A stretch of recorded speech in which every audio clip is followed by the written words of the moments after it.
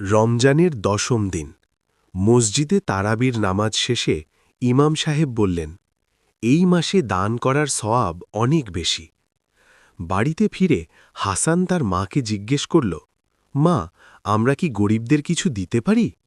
মা বললেন, অবশ্যই পারি। দান করলে সম্পদ কমে না, বরং বরকত বাড়ে। পরদিন হাসান তার জমিয়ে রাখা টাকা নিয়ে বাবার কাছে গেল। আব্বু, আমি এই টাকাগুলো দান করতে চাই।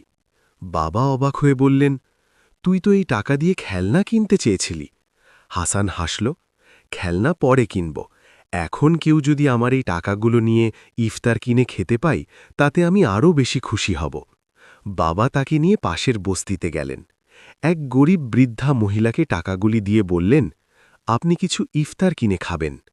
বৃদ্ধা মহিলা বললেন, বাবা, আল্লাহ তোমাদের ভালো রাখুক। বাড়ি ফিরে আসার পথে হাসান বলল, আব্বু, আমার মনে হচ্ছে আমি কিছু পেয়েছি। বাবা জিজ্ঞেস করলেন, কি পেয়েছ? খুশি।